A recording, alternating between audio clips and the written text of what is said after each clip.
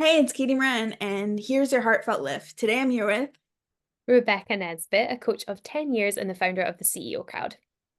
Thank you so much for being here. You shared this Teal Swan quote with me about our image of an empowered woman is a man, and I'd love to go deeper on that and this idea that how an empowered woman can be reframed to whatever we want to make it, and also like this idea of theory of mind and why is it different in everyone's perspective.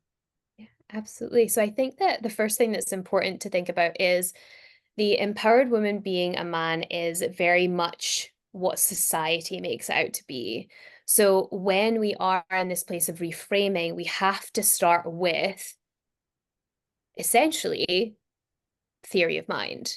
Is Mhm. all have an understanding of what words mean, and this particular phrase, should it resonate with you, has essentially been created out of society.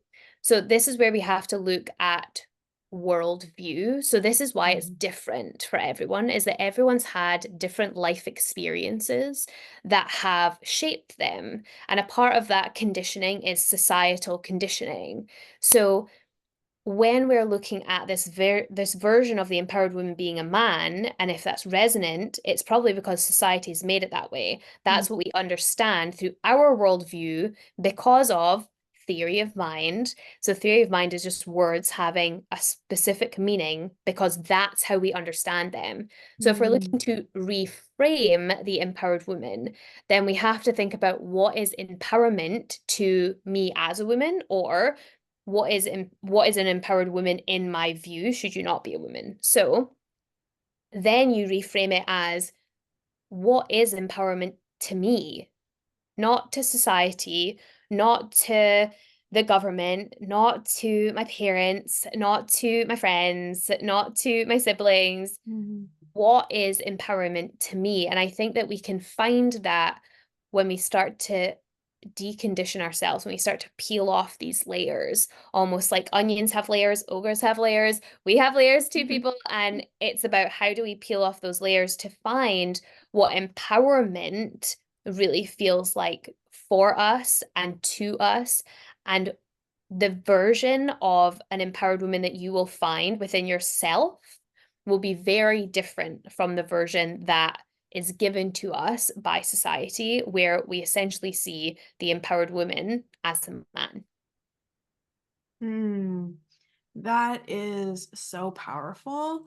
What are some areas where people can learn more about this? Obviously, in the show notes, there'll be links where they can find you. And what are some kind of like just resources or topics they could look into if they want to go deeper on these ideas?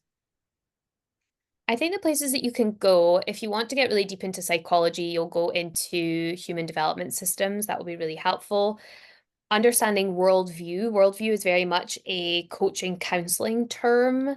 So would just literally Google worldview, and it's just how we understand the world. It's very simple, but it can be very complex when you really get into the nuance of it.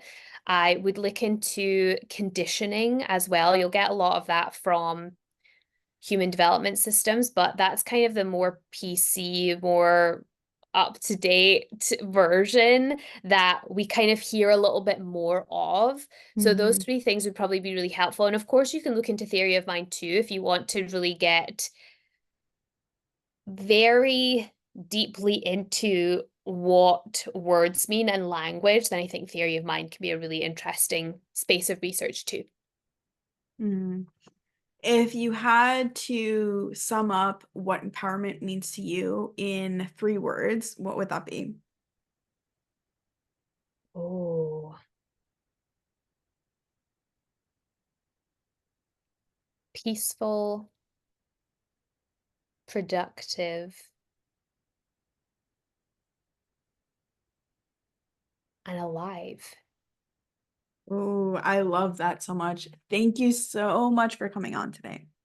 Thanks, Katie.